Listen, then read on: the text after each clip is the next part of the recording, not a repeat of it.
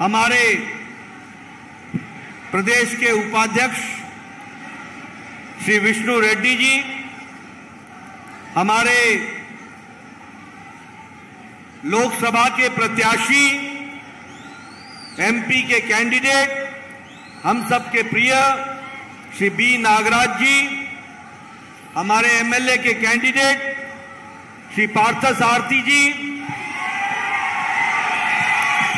हमारे टीडीपी के MLA Shri BT Naidu ji, यहां इतनी बड़ी संख्या में एकत्र आए माताएं, बहनें, बुजुर्ग, नौजवान साथी और मेरे प्रिंट मीडिया, इलेक्ट्रॉनिक मीडिया के मेरे साथी, आज जब मैं यहां पर आया हूं और आप सब लोगों का जो मैं जोश देख रहा हूं, जो मैं उमंग देख रहा हूं, जो मैं ऊर्जा देख रहा हूं, जो मैं खुशी देख रहा हूं और जो मैं तालियों की गड़गड़ाहट की आवाज सुन रहा हूं, ये मुझे बता रहा है कि आपने नागराज जी को और पार्थसारथी जी को यहां से चुनाव जिताकर भेजने का मन बना लिया है। ఇంత పెద్ద సంఖ్యలో ఉన్నటువంటి ప్రజలు నాకు కనపడతా ఉన్నారు. అమ్మలు, అక్కలు, చెల్లెళ్ళు, అన్నలు, తమ్ముళ్ళు అందరూ కూడా మిమ్మల్ని చూస్తా ఉన్నాను. ఇంత పెద్ద సంఖ్యలో వచ్చిన మీ అందరికీ కూడా ధన్యవాదాలు. మీ ఉత్సాహం చూస్తా ఉన్నాను, ఉత్సాహం ఉరకలేయడం చూస్తా ఉన్నాను, మీ సంతోషం చూస్తా ఉన్నాను, మీ చప్పట్లను చూస్తా ఉన్నాను. ఇది చూసిన తర్వాత నాకు అర్థమైంది, మీరు పెద్ద ఎత్తున ఇక్కడ డాక్టర్ పార్థసారథిని గెలిపించాలని నిర్ణయం తీసుకున్నట్టుగా తెలుస్తా ఉంది. मित्रों, ये जो उत्साह मैं देख रहा हूं, ये बताता है कि आप सब लोग जानते हैं कि मोदी जी के नेतृत्व में पिछले 10 साल में राजनीति का परिभाषा बदल गई, राजनीति की संस्कृति बदल गई, राजनीति का काम करने का तरीका बदल गया। एक समय में अपीजमेंट की पॉलिटिक्स, तुष्टीकरण की राजनीति, जाति की राजनीति, धर्म की राजनीति, फूट करो और राज करो की राजनीति चलती थी। लेकिन मोदी जी ने विकासवाद की राजनीति चलाई। Politics of development and development और justice to all, appeasement to none. न्याय सबको मिलेगा, तुष्टीकरण किसी का नहीं होगा। और इसीलिए सबका साथ, सबका विकास, सबका विश्वास, सबका प्रयास, इस मंत्र को लेकर मोदी जी चले। అయ్యా, మీ ఉత్సాహము మిమ్మల్ని చూస్తుంటే ఇది చెబుతుంది, మోదీ గారు ప్రధానిగా నాయకత్వం తీసుకున్న తర్వాత 10 సంవత్సరాలలో ఈ దేశంలో రాజకీయాలు మార్చినాడు, ఈ రాజకీయ సంస్కృతిని మార్చినాడు, రాజకీయాలు చేసే పద్ధతిని మార్చినాడని మీకందరికీ తెలియజేస్తా ఉన్నా. ఒకప్పుడు రాజకీయాలంతా కూడా బుజ్జగింపు రాజకీయాలు, విభజించి రాజకీయాలు, వీళ్ళు వాళ్ళు అనే రాజకీయాలు, అటువంటి రాజకీయాల్లో నుంచి కేవలం అభివృద్ధి రాజకీయాలు, అందరినీ అభివృద్ధి చేసే రాజకీయాలు, అభివృద్ధి అభివృద్ధి అభివృద్ధి అనేటువంటి నినాదంతో చేసినటువంటి రాజకీయాన్ని మీకందరికీ చూపిస్తా ఉన్నాం. అంతెందుకు, ఇంత మాత్రమే కాదు, అందరికీ న్యాయం జరగాలనే రాజకీయాల్ని నరేంద్ర మోదీ చెప్తా ఉన్నారు. దీన్నే సబ్కా సాత్ సబ్కా వికాస్ అంటున్నాం.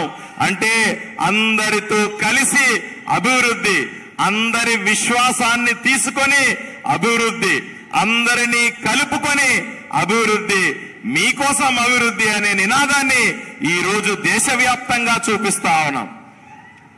आज मोदी जी के नेतृत्व में एक आत्मनिर्भर Bharat, self reliant Bharat, independent तरीके से आगे बढ़ने वाला भारत और इसके साथ साथ रिपोर्ट कार्ड की राजनीति, politics of accountability, politics of responsibility, pro responsive, pro active government और प्रो इनकम्बेंसी वाला गवर्नमेंट मोदी जी के नेतृत्व में चला है. आज हम कह सकते हैं भारत मोदी जी के नेतृत्व में जो भारत की अर्थव्यवस्था 11वें नंबर पर थी, 11वें नंबर पर, आज मोदी जी के नेतृत्व में इंडियन इकोनॉमी, भारत की अर्थव्यवस्था 5वें नंबर पर आकर के खड़ी हो गई है. 5वें नंबर. మోదీ గారి నాయకత్వం వహించిన తర్వాత మీకందరికీ తెలుసు, భారతదేశం వేగంగా అభివృద్ధి చెందుతా ఉంది. అభివృద్ధి చెందడం అంటే అంత స్పీడుగా, అంత గొప్పగా అభివృద్ధి చేయడం ఇంతకు ముందు ఎప్పుడన్నా చూశామా అని అడుగుతా ఉన్నాం. అంతెందుకు, ఎంతో చురుగ్గా, ఎంతో గొప్పగా అందరినీ కలుపుకొని అందరి కోసం చేసే రాజకీయాల్ని ఈ రోజు చూశాం. అంతెందుకు, భారతదేశం ఎదుగుదల ఎంత గొప్పగా ఉందంటే, ఆర్థిక వ్యవస్థ ఎంత బలంగా ఉందంటే, ఒకప్పుడు ఎక్కడో ఉన్నటువంటి ఆర్థిక వ్యవస్థని నరేంద్ర మోదీ గారు ప్రధాని అయిన తర్వాత 5వ స్థానానికి తీసుకొచ్చారు. ప్రపంచ వ్యాప్తంగా ఉన్న దేశాల్లో మనము 5వ స్థానంలో ఉన్నామంటే ఎంత గొప్పగా ఎదిగామన్న విషయాన్ని మీరు అర్థం చేసుకోవాల్సిందిగా తెలియజేస్తా ఉన్నా. मित्रों, आप नागराज जी को और पार्थसारथी को चुनाव जिताओगे और भारत मोदी जी के नेतृत्व में तीसरी अर्थव्यवस्था बन जाएगा. तीसरी अर्थव्यवस्था बन जाएगा, थर्ड लार्जेस्ट इकोनॉमी. आज हम दवाई में दूसरे नंबर पर खड़े हैं. दुनिया की डिस्पेंसरी भारत बन गई है. सबसे सस्ती और सबसे असरदार दवा, इफेक्टिव दवा आज भारत बना रहा है. पेट्रोकेमिकल्स में हम आगे आ गए हैं. हम स्टील मैन्युफैक्चरिंग में नंबर 2 है, नंबर 2. और आपके हाथ में जो मोबाइल है ना, मोबाइल, इस पर 10 साल पहले, 10 इयर्स बैक, इस पर लिखा होता था made in China, made in Japan, made in Taiwan, made in Korea. आज आपके मोबाइल पे लिखा है मेड इन इंडिया. అయ్యా మోదీ గారు, ఇక్కడ మీరు నాగరాజు గారిని ఎంపీగా గెలిపించండి, డాక్టర్ పార్థసారథిని ఎమ్మెల్యేగా గెలిపించండి. మోదీ గారు 3వసారి ప్రధానమంత్రి కాబోతా ఉన్నారు. మోదీ గారు ఇప్పటికే ఎన్నో రంగాల్లో, పెట్రోకెమికల్ రంగాల్లో కానీ, మంతెందుకు మీ దగ్గర ఉన్నటువంటి మొబైల్కు సంబంధించిన రంగాల్లో కానీ 10 సంవత్సరాల ముందు మొబైల్ ఎలా ఉండేటివి, ఈ రోజు ఎలా ఉన్నాయో మీరు అర్థం చేసుకోవాల్సి ఉందండి. భారతదేశం మొత్తాన్ని మీ చేతి మొబైల్లో చూపించిన ఘనత నరేంద్ర మోదీది కాదా అని అడుగుతా ఉన్నాను. मित्रों, मैं यहां यह भी बताना चाहता हूं कि आज केंद्र में प्रधानमंत्री मोदी जी के नेतृत्व के कारण आज गांव मजबूत हुआ है, किसान को ताकत मिली है, दलित को सम्मान मिला है, युवाओं के आकांक्षाओं को पंख लगे हैं और महिलाओं का सशक्तिकरण हुआ है और किसानों को ताकत मिली है. प्रधानमंत्री गरीब कल्याण अन्न योजना 80 करोड़ की जनता को 5 किलो गेहूं या 5 किलो चावल, 1 किलो दाल देने का काम मोदी जी ने किया और भारत के 25 करोड़ लोग, 25 करोड़ पीपल आज गरीबी की रेखा से, बिलो पॉवर्टी लाइन से निकल करके ऊपर चले गए और वो उससे बाहर आ गए. ये हमको समझना चाहिए. నరేంద్ర మోదీ గారి నాయకత్వంలో గ్రామాల అభివృద్ధి చెందుతా ఉన్నాయి. రైతులకు ఎంతో మేలు చేస్తా ఉన్నాం. యువకుల కోసం ఎన్నో ఉద్యోగాలు సృష్టించే ప్రయత్నం చేస్తా ఉన్నాం.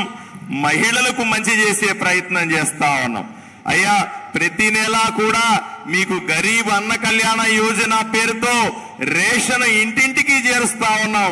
5 కేజీల బియ్యం, 1 కేజీ పప్పుతో పాటుగా ప్రతి ఇంటికి కూడా సరుకులు చేస్తుంది నరేంద్ర మోదీ కాదా అని అడుగుతా ఉన్నా. 50 కోట్ల మందికి బ్యాంక్ అకౌంట్లు ఓపెన్ చేశారు. 25 కోట్ల మందిని దారిద్ర్య రేఖ నుంచి బయటికి తీసుకొచ్చిన నరేంద్ర మోదీ గొప్పతనాన్ని మీరు చూడాల్సిన అవసరం ఉంది. आज प्रधानमंत्री किसान सम्मान निधि में 11 करोड़ किसानों को 11 करोड़, जिसमें से आंध्र प्रदेश के भी किसान हैं, हर चौथे महीने 2000 रुपए सीधे उनके बैंक के खाते में जाता है और किसानों को ताकत मिलती है। मैं ये भी बताना चाहता हूं कि ये अगले 5 साल तक आप नागराज जी को चुनाव जिता के भेजो, मोदी जी को प्रधानमंत्री बनाओ। प्रधानमंत्री किसान सम्मान निधि अगले 5 साल तक चलती रहेगी और आगे भी चलेगी, इस बात का आपको विश्वास दिलाना चाहता हूं। అయ్యా, రైతుల కోసం నరేంద్ర మోదీ గారు ప్రతి సంవత్సరం 6000 రూపాయలు చొప్పున మీకందరికీ రైతు అకౌంట్ లో నేరుగా వేస్తున్నది నిజం కాదా అని అంటూ ఉన్నాను. ఒక్కసారి నాగరాజు గారిని ఎంపీగా గెలిపించండి. మళ్ళీ కేంద్రంలో నరేంద్ర మోదీ గారు ప్రధాని అయిన వెంటనే రాబోయే 5 సంవత్సరాలు కూడా ఈ పెట్టుబడి సాయం రైతులకు ఏది ఇస్తున్నామో దాన్ని కొనసాగిస్తామని మీకు హామీ ఇస్తా ఉన్నాం.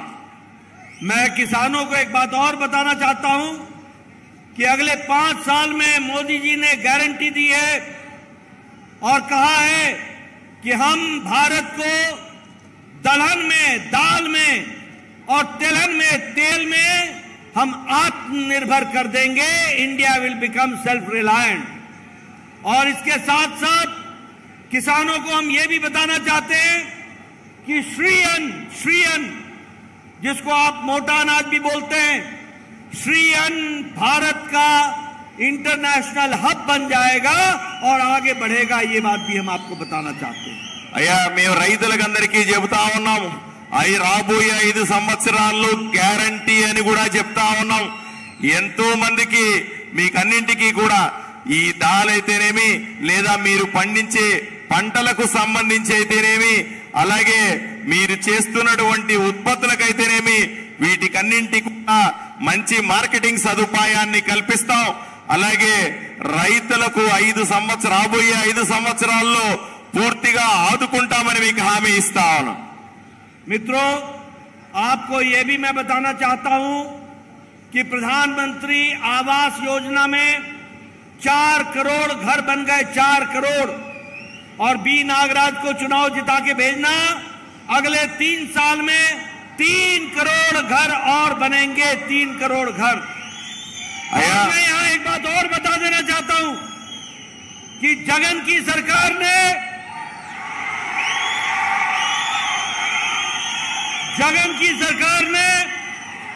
अब तक वो घर नहीं पहुंचने दिया है। उसमें रोड़े अटकाए, उसको रोकने का प्रयास किया। आपने अपना वोट साइकिल पर और कमल पर और ग्लास पर लगाना, जगन को घर भेज देंगे और आपका प्रधानमंत्री आवास योजना, आपको घर मिलेगा, इस बात का भी आपको विश्वास दिलाना चाहता हूं। నేను మీకు అందరికీ హామీ ఇస్తాను. ఇంతకుముందు చేసినవి నరేంద్ర మోదీ గారు ప్రతి పేదవాడికి కూడా ఇల్లు ఉండాలన్న ఉద్దేశంతో 7 కోట్ల ఇళ్లు దేశవ్యాప్తంగా మంజూరు చేశారు. ఆంధ్రప్రదేశ్ లో 21 లక్షల ఇళ్లు ఇస్తే కనీసం వాటిని కూడా పూర్తి చేయలేదు ఈ జగన్మోహన్ రెడ్డి ప్రభుత్వం.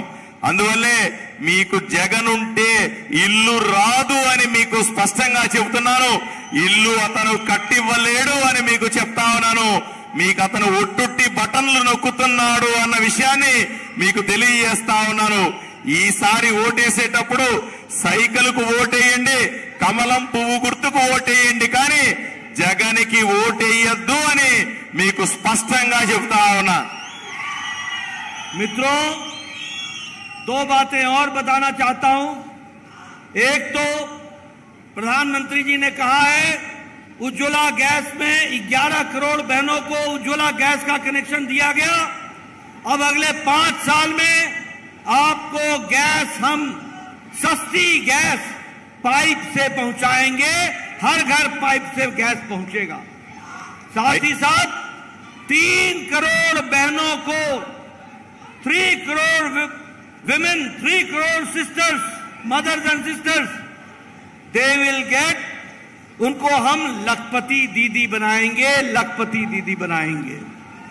और जो आवास बनेगा, आवास योजना में पार्थसारथी जी आप ध्यान लीजिए, सबको बताइए कि आपके बिजली का बिल 0 हो जाएगा, 0.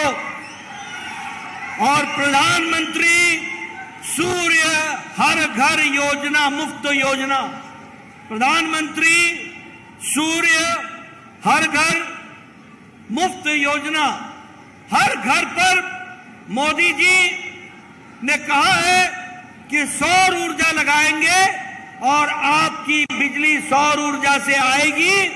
जो बिजली के खर्च से बचेगा वो बिजली सरकार खरीद लेगी और आपके आमदनी का साधन बनेगा, आपके आमदनी का साधन बनेगा. అమ్మా, మీ అందరికీ అక్కలకు చెల్లెళ్ళకి అమ్మలకు అందరికీ చెప్తా ఉన్నా, ఉజ్వల కనెక్షన్లు మీకిచ్చేటువంటి ఉచిత గ్యాస్ కనెక్షన్లన్నింటినీ కూడా గత 5 సంవత్సరాల్లో నరేంద్ర మోదీ 11 కోట్ల మంది మహిళలకు ఇచ్చింది నిజం. అదేవిధంగా రాబోయే రోజుల్లో కూడా గ్యాస్ సిలిండర్ ధరలు పెరుగుతా ఉన్నాయి. వీటిని గ్యాస్ సిలిండర్ ధరలన్నీ కూడా తగ్గించి తక్కువ ఖర్చుతో గ్యాస్ ని మహిళలకి ఇళ్లకి అందుబాటు ఉండేలాగా చేస్తామని మీ అందరికీ హామీ ఇస్తా ఉన్నాను. అంతెందుకు 3 కోట్ల మంది మహిళలకి, మీరు మహిళా గ్రూపులు అంటారు, చిన్న చిన్న గ్రూపులుగా పెట్టుకొని మహిళా గ్రూపులందరినీ కూడా సోదరిని మనులకందరినీ కూడా బలోపేతం చేసి మిమ్మల్ని లక్షాధికారులు చేసే బాధ్యత మేము తీసుకుంటామని ఈ సందర్భంగా హామీ ఇస్తా ఉన్నాం. అంతెందుకు జాగ్రత్తగా వినండి, మీ కరెంటు బిల్లులకు సంబంధించి కరెంటు బిల్లులు విపరీతంగా పెరుగుతా ఉన్నాయి. ఈ బిల్లులు కట్టలేక మీరు ఎంతో మంది ఇబ్బంది పడతా ఉన్నారు. దీనికోసం ప్రధానమంత్రి దగ్గర నుంచి ఈ కరెంటు ఉత్పత్తి కోసం సౌర కరెంటుని, అంటే ఎండల్లో నుంచి కరెంటును ఉత్పత్తి చేసేటువంటి పెద్ద వ్యవస్థను ఏర్పాటు చేయబోతా ఉన్నాం. కరెంటు ఖర్చు తగ్గిస్తాం.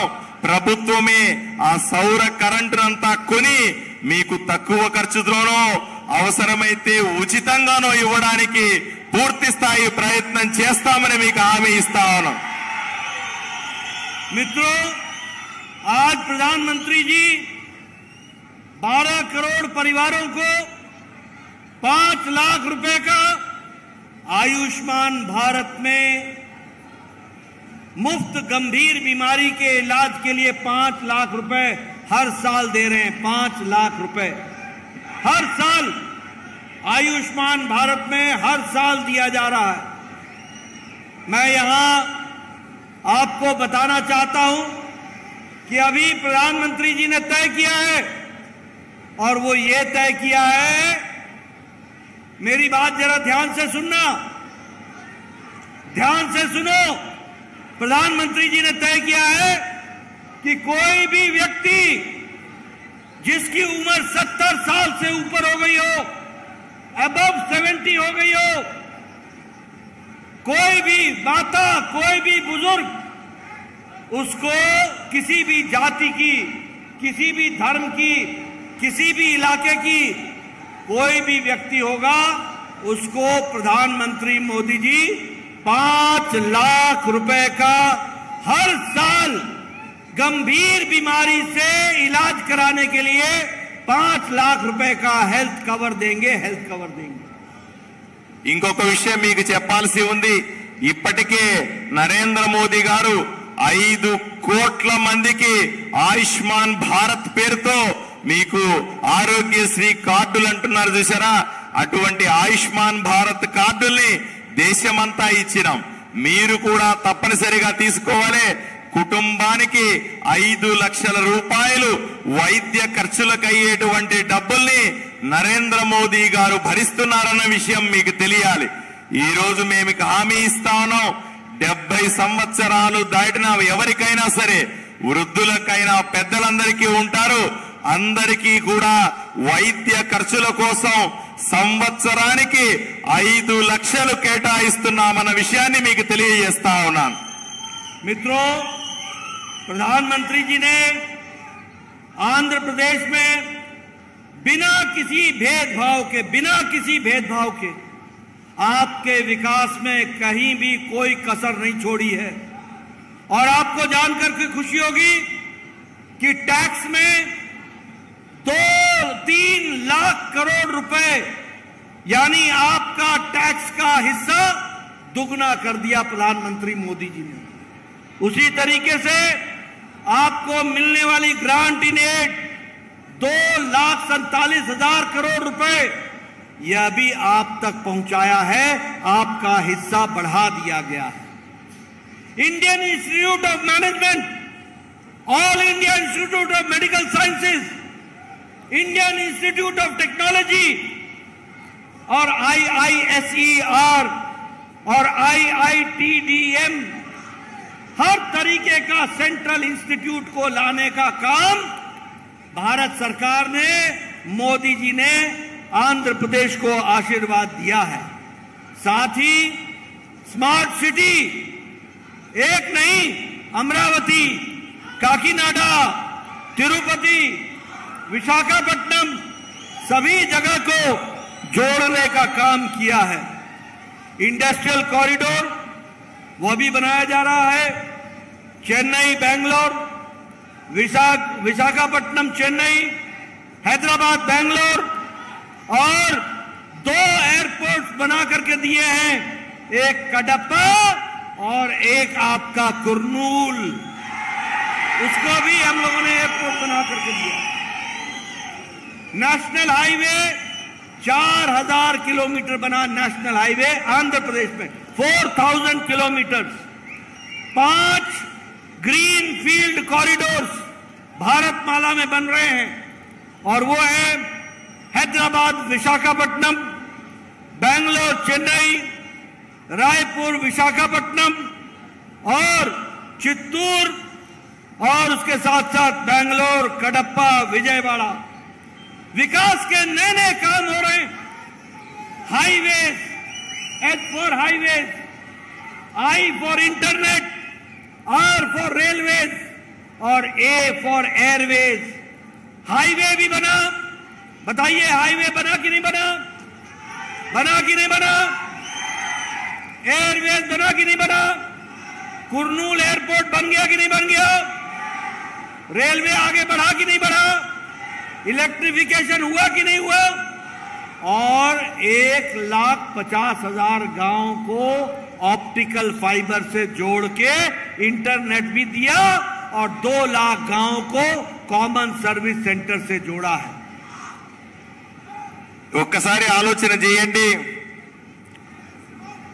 ఆంధ్రప్రదేశ్ ఇప్పటికే అప్పుల ఊబిలో కూరుకుపోయింది. అయ్యా, ప్రతి ఒక్కరి తల మీద 2,50,000 వరకు కూడా అప్పుందన్న విషయం మీకు తెలుసా అని అడుగుతా ఉన్నాం. ఈరోజు ఆంధ్రప్రదేశ్ ని అభివృద్ధి చేయాల్సిన సందర్భంలో ఆంధ్రప్రదేశ్ కి ఎన్నో స్మార్ట్ సిటీలు ఇచ్చాం. ఆంధ్రప్రదేశ్ లో ఉన్నటువంటి అమరావతి అయినా, కాకినాడ అయినా సరే, తిరుపతి అయినా, విశాఖపట్నం అయినా సరే పెద్ద సిటీలుగా మార్చే ప్రయత్నం చేస్తున్నాం. అదేవిధంగా పరిశ్రమలను ఆంధ్రప్రదేశ్ లో తీసుకురావడానికి ఇండస్ట్రియల్ కారిడార్ పేరుతో చెన్నై కారిడార్ అయినా, హైదరాబాద్ కారిడార్ అయినా, బెంగళూరు కారిడార్ అయినా సరే ఎన్నో ప్రయత్నాలు చేస్తా ఉన్నాం. అంతెందుకు, మీ కర్నూలులో ఎయిర్పోర్ట్ నిర్మించింది కేంద్ర ప్రభుత్వం కాదా అని అడుగుతా ఉన్నా. ఈ రోజు ఆంధ్రప్రదేశ్ లో 4,000 కిలోమీటర్ల సంబంధించినటువంటి జాతీయ రహదారిని నిర్మించాము. ఇది చూశారా అని అడుగుతా ఉన్నా. అంతెందుకు 5 గ్రీన్ ఫీల్డ్ కారిడార్లు అంటారు. అవసరానికి మించి బెంగళూరు చెన్నై, రాయపూర్ వైజాగ్, చిత్తూరు బెంగళూరు, విశాఖపట్నానికి సంబంధించిన కారిడార్లు చేశాం. మిమ్మల్ని అడుగుతా ఉన్నాను, జాతీయ రహదారులు నిర్మించాల్సిన అవసరం ఉందా లేదా అని మిమ్మల్ని అడుగుతా ఉన్నా. మీరు రైల్వే స్టేషన్ల విషయం చూడండి. రైల్వే స్టేషన్లని విద్యుతీకరించడంలో భారత ప్రభుత్వం ఎంతో కృషి చేసింది. ఎయిర్పోర్ట్లైనా, రైల్వే స్టేషన్లైనా, హైవేలైనా సరే ఈ రోజు మీరు చూస్తా ఉన్నారు. అంతెందుకు మనం ఇంటర్నెట్ వాడుతా ఉన్నాము. హై ఫైబర్ ఇంటర్నెట్ ని దేశమంతా చేసి ఈ రోజు బ్రహ్మాండంగా ఇంటర్నెట్ వాడడంలో ప్రతి ఒక్కరికి ఉపయోగపడుతున్నామా లేదా అని మీరు చూడాల్సిన అవసరం ఉంది.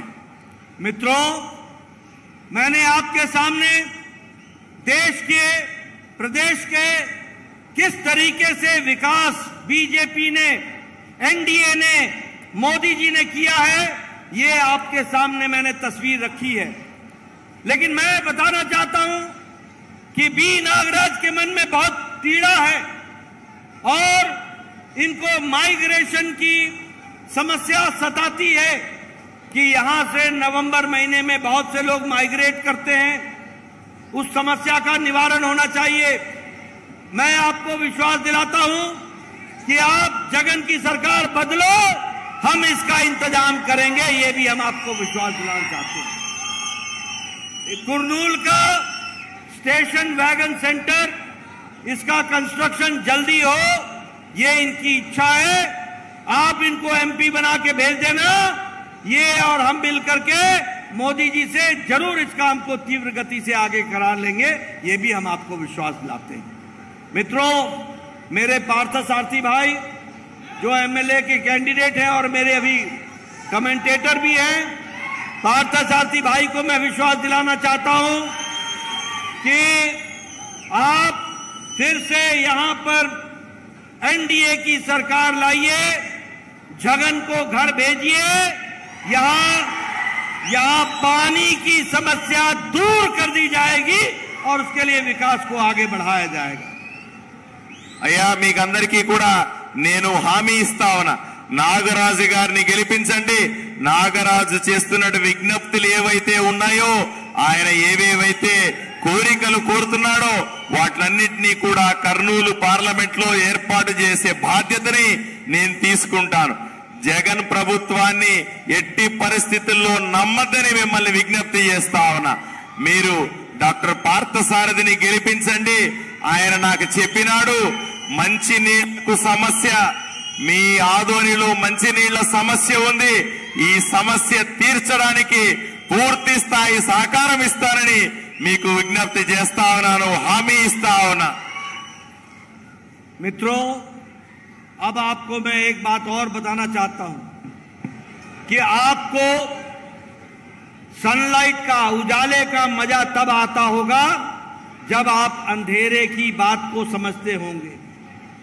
जब आपको डार्क दिखता है तभी ब्राइट की इज्जत बनती है, उजाले की इज्जत बनती है. मैंने उजाला आपको दिखा दिया कि किस तरीके से मोदी जी के नेतृत्व में देश आगे बढ़ रहा है, लेकिन आपको अंधेरा भी मुझे बताना है. ये जगन की सरकार, बताओ, ये सैंड माफिया की सरकार है कि नहीं है? बालू माफिया की सरकार है कि नहीं है? ये लैंड माफिया की सरकार है कि नहीं है?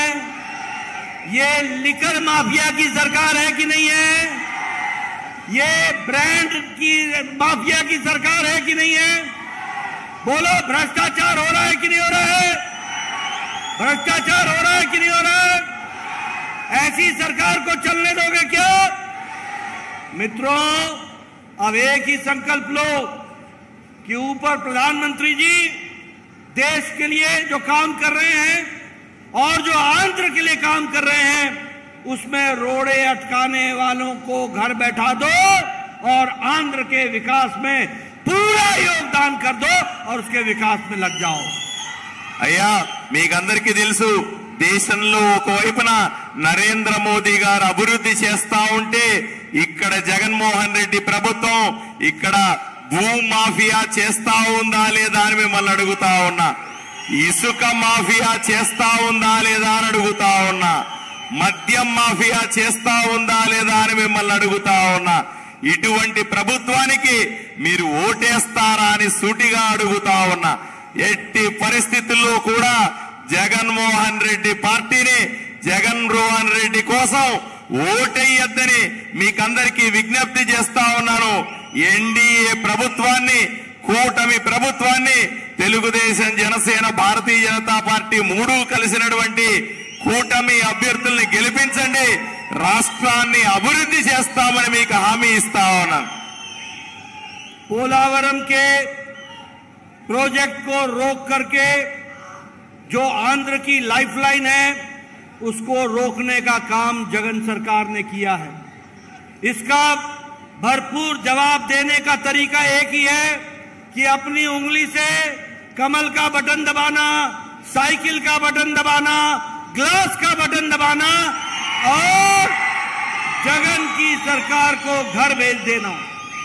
जगन की सरकार करप्शन की सरकार है, क्राइम की सरकार है, माफिया की सरकार है, कन्वर्शन की सरकार है.